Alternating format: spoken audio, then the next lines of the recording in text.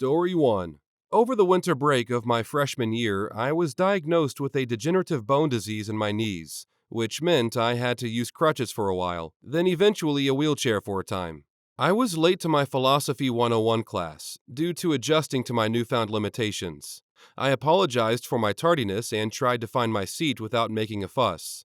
As I was making my way across the room, my philosophy teacher remarked, "Everyone, let's just patiently wait for the cripple here to get to his seat." It's possible she had believed I was one of the several skiing injuries that the student body had incurred over winter break. But either way, after that first day, I never came back to that class. Story 2.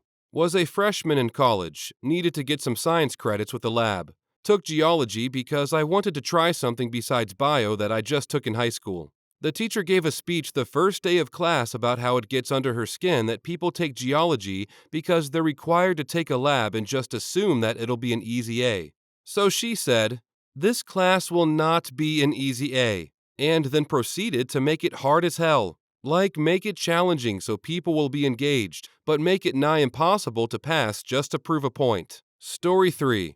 I took an economics course and bombed the first test. I went to the professor and told her, "I really want to do well in your class. What are some suggestions you might have on how I can be successful?" She looked at the grade on the test and said, "You should drop the class and change your major. I may be bad at economics, but I can follow instructions." Something similar happened to me too. I bombed my first calc test, and when I went to the TA asking what I could do to at least pass, he told me, "Nothing, just drop. You'll never pass with a score like that." I was even like, "Can I come to your office hours?" And he said no, just drop, and walked away. I didn't because I'm stubborn and got help from my engineering buddies, and ended up with a B thanks to the curve. Story 4. These books are required for the class. I wasn't able to get the revision into the bookstore in time, so the only place you can get them is from me directly or from my website. I will warn you, if you don't buy the books, you won't get the login information to be able to take the final, which is 90% of your grade. Oh, and no, I can't accept financial aid for them, but it's only $250, so it's not a big deal. I had never seen an entire class get up 5 minutes in and leave before. Story 5. I had a professor that in hindsight I really should have dropped. It was a Western civilization history class. And the first day, the entirety of the class he spent talking about how he missed his old job teaching in Europe, because American students are more lazy and incapable of getting as high of grades. Then he showed intro YouTube videos from his personal laptop hooked up to a projector, and all of the recommended videos all had titles like Grinding with Thong, College Babe Grinding, etc.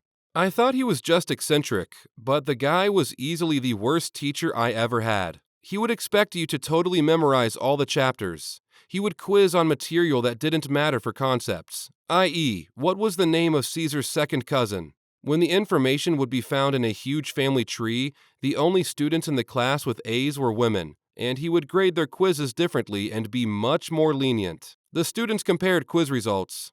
Someone in class called him out, and he said that he was tired of teaching Americans, and he doesn't get paid enough. Literally. Story 6.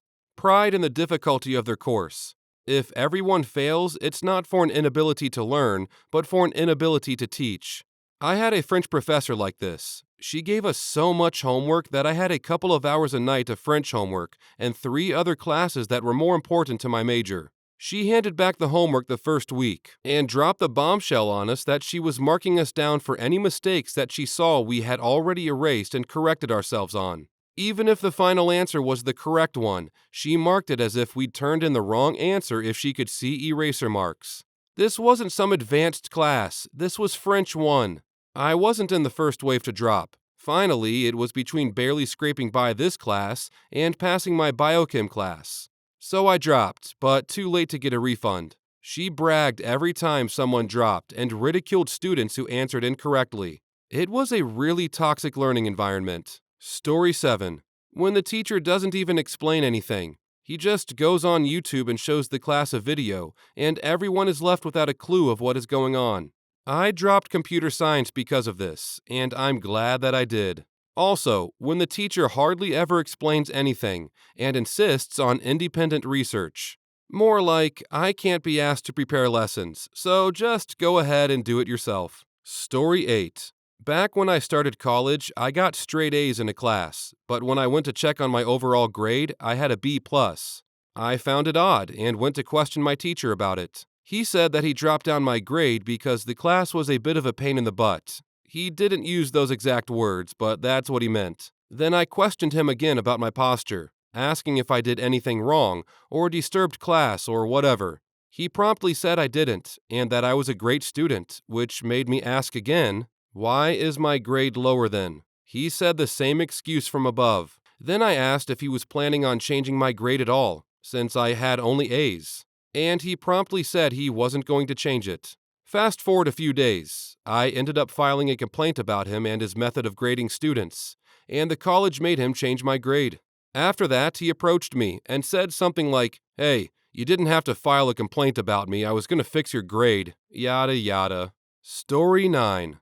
The instructor either seems to have trouble speaking in the language in which the class is being taught, or their accent is so thick that it's difficult to understand them.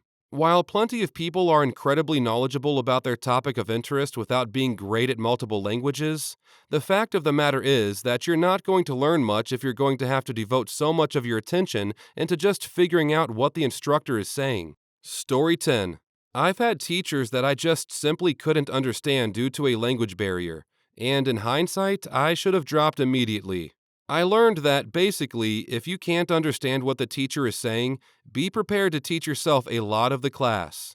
I had an accounting teacher one time who was Chinese, and I remember sitting in that class on the first day scratching my head because I had no idea what she was saying. I looked around, and a lot of the other people had the same look on their faces. The next week, I showed up to class, and what was once a classroom of about 40 people was now about 12. I should have known right there to drop, but I didn't. I stuck it out, and a few weeks went by, and it didn't get any better. I got my first test back and completely bombed it. I told myself right then that I was going to have to teach myself the material, and that coming to class was pointless. So I taught myself accounting by using the textbook. Since I didn't go to class, I missed all of her pop quizzes, but just told myself I'll make it up on the tests. I only showed up for tests and the final, and lo and behold, I passed the class. Story 11. No one will get an A in this course because insert some philosophical highbrow bullcrap answer. Yeah, I had a professor that spewed the idea of once you stop trying to earn an A, you can actually learn something. Which I understand in concept, but when his exam averages were under 30% and most of his students were trying to get into grad school, earning that A is just as important as actually learning the material. Hated every second of that semester. Story 12. Saw a course at my college called Digital Media and American Culture. Sounds neat, I thought. I'll go to a lecture during the shopping period. The professor is 10 minutes late, an 80-year-old man who gets up and literally asks a student in the front to tell him how many Facebook friends she has, and then how many real friends do you have. Was flabbergasted when he asked if anyone in the classroom had read 1984, and most of the class raised their hands. He was 100% convinced that millennials never pick up books anymore. Story 13. The opposite. Purchasing the book for this class will not be necessary. Save your money. I have a PDF copy if anyone needs it, but we will follow along together, and I have printouts of all the questions. When a teacher does this, I'm like, okay, they obviously care about making this a good experience and not wasting my time or money. Or if they tell you the best way to get a textbook. We've got 5 copies in the library. Don't buy the book. You get it free with my math lab. Most of the stories we will read are public domain. The translations may differ when you quote other sources, so make sure you include the translator in the source. Story 14. I once had a professor say, "You get 2 absences this semester. More than 2 and you fail. It doesn't matter what the excuse is." Sorry, with older relatives who were sick and dying, and not being as psychic myself to know whether or not I'd get sick, or if I'd forget to set an alarm, or any number of unforeseeable things. That level of rigidity and unwillingness to compromise is not worth it. I had a class where we were allowed 3 absences. I got bronchitis and used them up about midway through the semester. But towards the end of the semester, I got a concussion from passing out during an asthma attack, and I wasn't allowed to look at screens, read, listen to music, draw, exercise. This included my 1.5-mile walk to campus, or think too hard for a week and a half. When I was able to go back to class, I brought him the paperwork from the hospital, but he just told me, read the syllabus, and wouldn't even look at my medical papers, saying that I wasn't allowed to go to class. My grade went from an A+ to a B-. And the thing was, it was a lecture hall with 200 students, so it's not like there was any group participation or anything. And it was a 100-level class, mostly for freshmen. Story 15. Definitely one of the biggest things you need to consider is that even if there's a large workload, depending on the subject, it may help. You have to remember that the professor also has to grade this stuff. So assuming there's no TA doing all of the grading, it's extra work for him. I know it's not what you want to hear, but take for example my physical chemistry professor. He assigned 1 to 2 homework assignments per week, and they took anywhere from 3 to 6 hours on average to finish. It sucked, but instead of guessing on exams, I fully understood the material. This professor was always answering emails as well, within an hour at almost any time of the day. If they have crappy response times, they probably won't be that helpful, and I'd recommend dropping. The most helpful professors I've had were the ones that answered emails. Story 16. I've gotten my entire degree taking online classes from the University of Houston, and there are 2 things that scream drop this class. You are required to log on to Blackboard at least 3 days a week. I didn't register for an online class because I've got ample hours in my day to log on and do schoolwork. I take online classes because I have the ability to successfully complete weeks' worth of work in one day. You are required to use a lockdown browser for exams and have your webcam on, and you must give me a tour of the entire room with the camera, and the volume must be on, and it must be during normal working hours. Nah, no one invades my privacy, and my normal working hours are 11 a.m. to 9 p.m. Not much I can do about taking an exam before 5 p.m. Story 17. A professor who is clearly off his meds. Over the course of my 1 month in the class, he was constantly rude and unbelievably condescending to literally everyone. Example, we were in a section talking about multiple sclerosis and how it signals misfire from the brain. A student said, "My cousin has MS," and said this is how he was told what was happening. Is that correct? Professor gets red in the face and yells, "I don't care about your cousin with MS," and proceeds to rant about how interrupting him with stupid questions is a waste of his time. He never answered the question. During the second week, less than half the class showed up, or at least a noticeable chunk. He yelled at us that did show up about how disrespectful it was, then said we would have to learn this section on our own, and that we would be heavily tested on it, then stormed out of class. There was no participation mark in the class. Also, he stated at the beginning of the semester that more than 50% of students dropped his course. Our grades consisted of a 40% midterm and a 60% final. I took the midterm before dropping the class. It was the hardest test I have ever taken in my life. He expected us to answer questions that we had not been taught.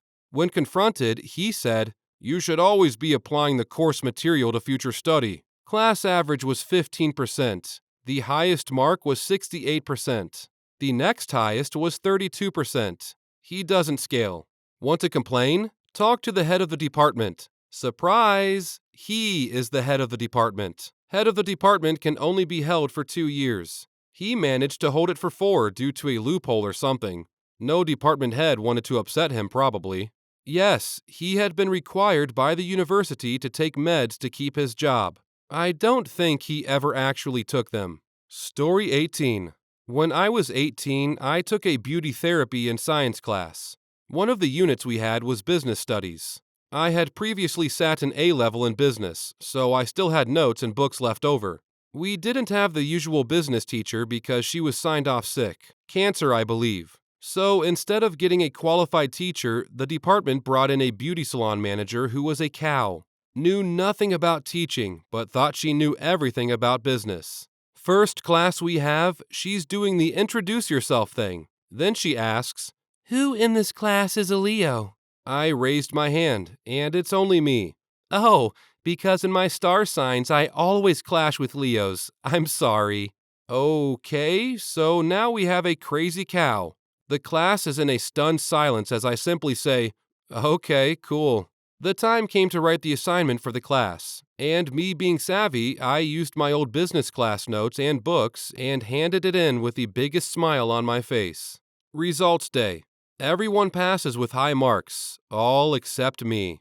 She has me in front of my head tutor for plagiarism, and she's clearly copied and pasted all of this from the internet. My head tutor explained that I had sat an A-level in business, so I should know what I was talking about. My head tutor remarked my paper and passed it with a high merit. I later told her about what was said, regarding the star signs, and how I felt attacked due to some insignificant fact about my birth sign. Next lesson, she announces she's leaving due to her teaching methods being questioned and having a complaint, whilst glaring at me. The rest of the class was relieved. Story 19. If they treat the class like a high school class. Had a professor proclaim no cell phones or she would take them away. Attendance was mandatory, and if you are not going to be in class without telling her, she will assume you're lazy and fail you. For some reason, she hated me on day 1, which was weird. I was motivated to get a good grade to bump my overall GPA up. I just needed a D- for my degree requirement. Sat up front, took detailed notes, left my cell phone face down like the professor requested. However, no matter what, I could never get above 70% on anything. About halfway through the class, I noticed the bias because my friend just copied all my crap and always got 15% higher.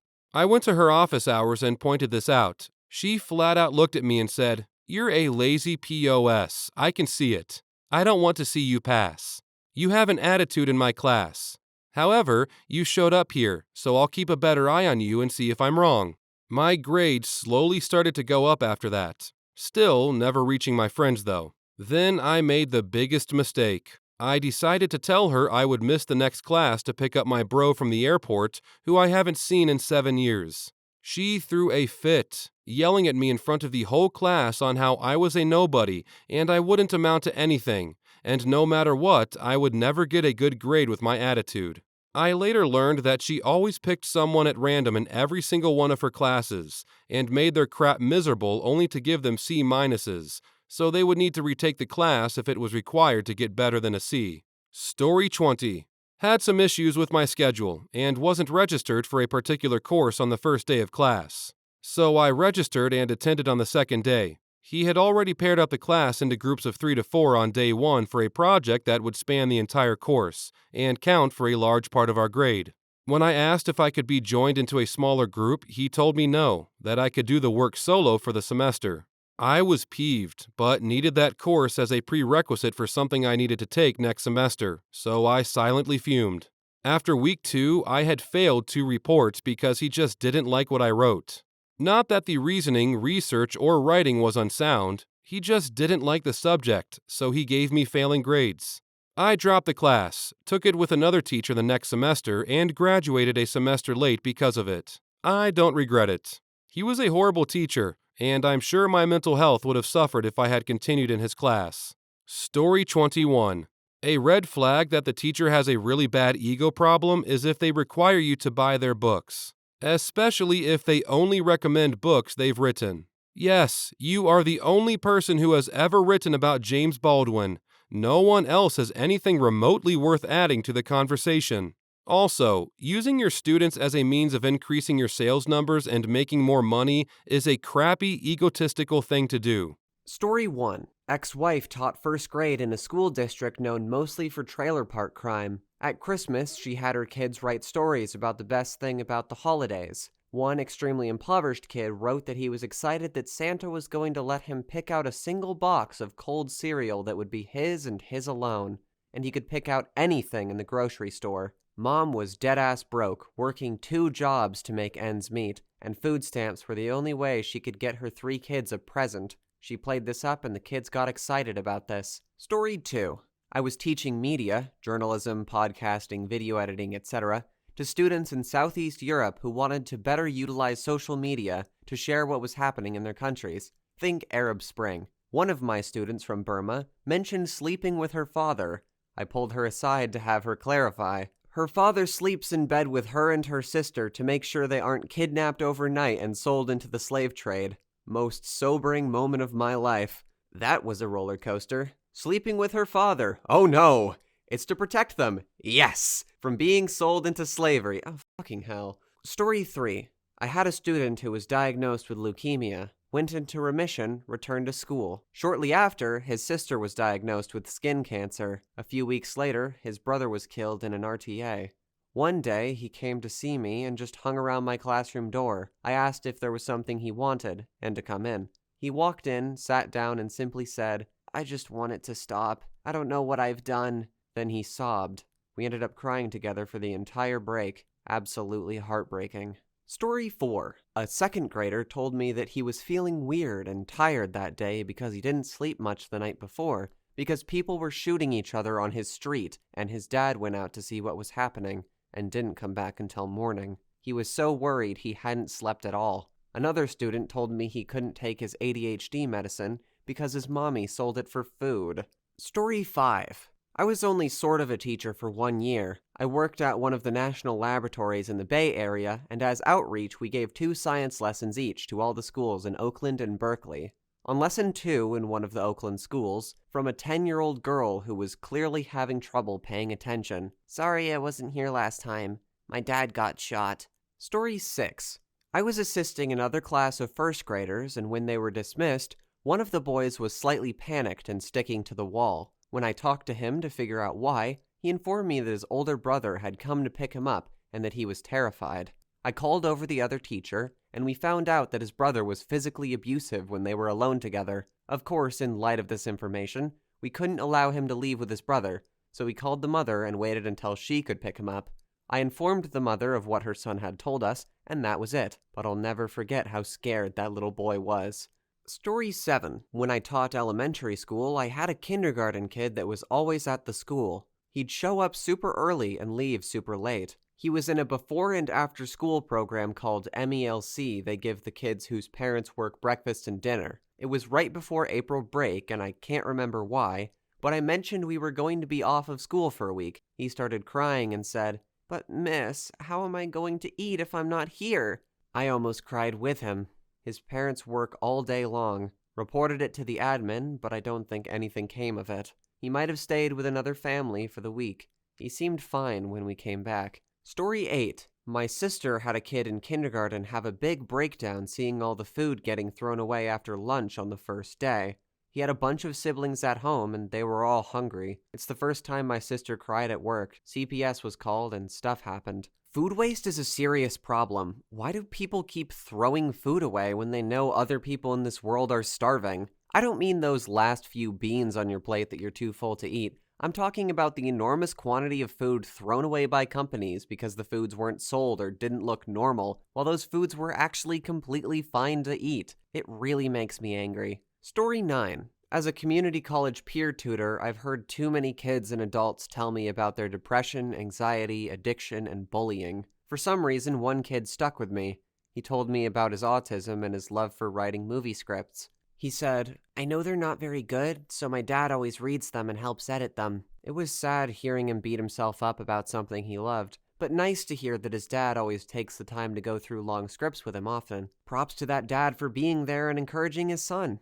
Story 10. I was a secondary education major for most of college and worked at a bunch of schools nearby. At one middle school, there was a kid we'll call Jeremy. About 12 years old, black family, was pretty broke. Smart kid, worked pretty hard and took good notes. He was never involved in any of the problems around the school and never got in trouble for anything more than missing an assignment or two. Good dude. We were talking about their plans for the future, and Jeremy mentioned he probably wouldn't be able to go to college, but that was okay. He tried to find a job before leaving high school, and when I go to jail, I hope it'll only be for a few years so I can get back to work. Not if, when. With everything he'd seen in the world up to that point, it wasn't really a question for him. Story 11. I'm sorry, I didn't take my meds today because my mom sold them again. And is it okay if I stay in your room for lunch? We don't have any food in the house. I bought that kid bread, peanut butter, jelly, and some snacks, and he made lunches and dinners for himself and his brother. I cried every night during that school year. Story 12. I have two from the same open university in an economically depressed area, with tears. Can I please turn in my paper next week instead of next class? Because my brother just got convicted and they're asking for the death penalty. Poor kid. That's a hell of a lot to handle at 18. This was an essay on the topic of why are you here? The student, an older woman in a freshman comp class, wrote that she'd had her kids at a young age, and now that they were grown, she wanted to show them that she could still make something of herself, and even though her husband told her that he would leave her if she went to college, she came anyway. Thank God it was a diagnostic essay, because how the hell would you grade that? I just wanted to cheer and hug her. Story 13. Not me, but my wife. A couple years ago, a grade 3 kid whose birthday was coming up was saying how he didn't deserve a birthday, that he was a speck of dirt, that he was bad. It took a while, but my wife was able to figure out that when he was in grade 1 and at his birthday celebrations, his dad stabbed his mom. He had internalized this into somehow being his fault because it happened on his birthday. It was his fault that his dad was in jail and that his mom was so severely injured that she could no longer work. It was his fault that they had to move into a much smaller place. Really tough to hear. Kids should not have to deal with this shit. Story 14. Heard just last week from behavioral/emotional support student. IA, me. Wow, that's a pretty good score. Great job. Student. Yeah, but I got % wrong. Mom's not going to be happy about that. IA. But this is honestly a good score for you. It's over half. Student. I know, but whenever I tell her I got 20 out of 30, my mom always says, but you still got 10 wrong, and I'm screaming in my head, why can't you be happy for me for finally getting a good grade? IA, heartbreaking. Well, if she won't say it, I will. This is an awesome score for you. I mean, this is a brand new concept the teacher just introduced today, and you rocked out this score after only hearing it once. You did rockin' awesome. That little smile they gave after that, just killed me. Story 15. Don't know if this counts as I am the one that said it, but I had a pretty tough time at school. I had almost no friends and buried myself in my studies. My tutor was this tiny angry Welshman called Mr. Evans, who I didn't think even noticed I existed as I just kept my head down and had no interest in either of his subjects. Flash forward 5 years and I'm working a part-time retail job whilst paying to learn accountancy at a local college. One random Sunday, who walks in but Mr. Evans? He notices me, looks surprised, and comes over to talk. We shoot the shit for 5 minutes or so as he basically asks me how I'm doing, what I've done since 6th form, etc. Before he goes, I tell him I'm surprised he remembers me after all this time, considering all the kids that must have come and gone since then. He looks me in the eye and says, "You always remember the ones you worry about. You once spent 10 minutes in one of my lessons arguing with me about what the point of anything was in the politest way possible. It's great to see how well you're doing now." Story 16. My mom is a kindergarten teacher, and this one always stuck with me. There was a girl in her class that was suspected to be living in a motel room with her parents, always coming in with dirty clothes, obviously tired, etc. Unfortunately, because of all the red tape that teachers have to go through, all they could really do was keep an eye on her until they had something they could report to CPS. One day, my mom's talking to her one-on-one, as she often did to try to get her to open up. The girl has obviously been instructed on what to say and not say by her parents as to not alert anyone what was going on. But my mom asked her if she got enough sleep at home, since she always looks tired. She responded, "Oh yes, it's all I really do at home." My mom prods her, asking why she needs to sleep so much, thinking maybe she had some kind of medical disorder. The girl responded, "When I get really hungry, my tummy hurts. When I go to sleep, it doesn't hurt anymore." God, I can't even tell that story without losing it. Luckily, this was enough to get CPS involved, finally, and she was moved into foster care. My mom said it was amazing to see her become a person finally. Story 17. I had a kid with a rare brain disorder where, according to his doctor, one half of his brain was 2 years behind, and one was 2 years ahead of schedule, or something like that. Couldn't find any info about it online. This resulted in unusually strong academic ability, but very poor emotional regulation. One day, on the playground, the little guy was doing some homework. I looked at him and said something to the effect of, "Go be a kid." He said, "Well, I don't have time to be a kid." A little background. His mother makes him spend a lot of time at home doing brain trains, little cognitive exercises to support the hemisphere of his brain that is underdeveloped. These are time-consuming and challenging. So, what he said hit me hard. I don't even know why. Kid is mature, but the genetic lottery stripped him of his youth. Story 18. It's not hard, I'm just really tired. Said to me by a little girl in tears as she refuses to do the work I gave her. I work at an international preschool in Japan, and it's insane what some of these kids do before they're even in elementary school. This girl went to our school from 9 to 2:30 every day and then had math school 2 times a week, singing class, puzzle class, yes, that's a real thing here, music lessons, piano I think, and gymnastics. She was in preschool, mind you. Story 19. While working in a youth shelter as a counselor, one of my teens told me that she was one of 5 or 6 kids her mom had, but all of the other kids lived with mom. My mom just can't afford all of us right now. So basically, this girl lost the lottery and became the one in the shelter/foster system. But she'll come back for me when she's back on track. Now, this was a 14 to 15-year-old, but had some cognitive delays and was more like an 8-year-old mentally and socially. She was a sweet kid. It was so sad on so many levels. Story 20. I used to teach in an alternative high school. A lot of kids from rough areas, many on probation, etc. One day, I had students writing a journal prompt about where they thought they'd be in 5 years. One of them told me, in all seriousness, that he assumed he'd be dead in 5 years. He was 15, and he had recently been inside his house when his uncle and brother were shot and killed on the front porch. He honestly couldn't see any other future for himself outside of their footsteps.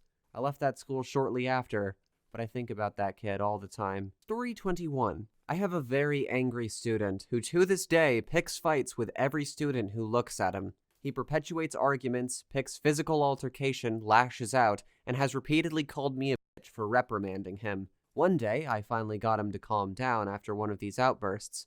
I pleaded with him, trying to better understand why he was like this. He refused to answer me, and so I figured it was time to call his mother in for a parent conference. In the meeting, his mother confessed to us that his father died last summer of a heroin overdose.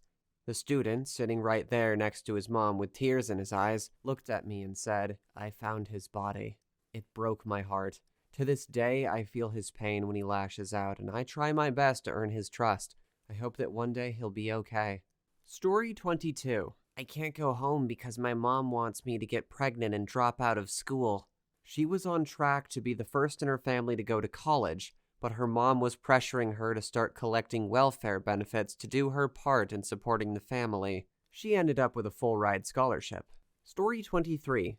This was about 2 or 3 years back. Not a teacher, but a student who sat next to the sad kid who told the teacher after class that he was being bullied by the jocks who sat near us, and he wanted his seat to be moved across the room away from them. She told us that it wasn't her problem that he was having issues with students outside of school, and couldn't change his seat because it would mess up the whole classroom attendance order. As someone who was severely bullied for nearly 7 years, I know just how shitty that kid feels, so I let him sit in my spot for the rest of the year, because it was just slightly further away from the bullies. And best of all, the teacher never realized that the whole attendance order shit was completely false. She just didn't care enough to do anything about him. What a sad place this is. Story 24. It depends on how you look at it, but when I was in elementary school, the teachers were telling us whether or not we passed the STAR test. When my friend got her score, she started to cry. We asked what was wrong, and she told us that she was happy that she had passed, so now she can see her father, whom she hadn't seen in 5 years. We were all about 10, which means she hadn't seen him since she was 5. They didn't seem too rich, so I suppose they had to limit the times they traveled anywhere, and thinking back, he may have been deported. That day, I learned to appreciate that I'm lucky enough to have both my parents under my roof. Story 25. I once had an 8th grade boy at school for kids identified as gifted and or superior cognitively say that he was dumb because all African Americans aren't smart. I was a student teacher at the time, but I had a really good discussion with him about the way our system discriminates against African American people. My mentor teacher pumped him up, reminding him that he was with us because he was intelligent too. It broke my heart a bit. Story 26. Preschool and kindergarten teacher assistant here. There is this one little boy who has always been rowdy. We'll call him Zach. Doesn't listen to instructions and sometimes is a hassle. I've always wondered about his family life because he tends to say wildly inappropriate things. A few weeks ago, I caught him saying, "I'm Zach and no one loves me." I go over and tell him that isn't true at all. He then starts talking about death and how all kittens should be killed during nighttime. Eerie as hell. Story 27. For a very brief time before I decided it wasn't for me, I was taking an accelerated teaching program offered to STEM students. Basically, get a major in your STEM field and a minor in education. Naturally, this involved doing some teaching hours. My partner and I gave them a lab to do and let them run with it. This little kid was getting picked on for being obsessed with Minecraft. Being the nerd I am, I told all the kids I still play Minecraft and how my roommates and I were playing on our own server.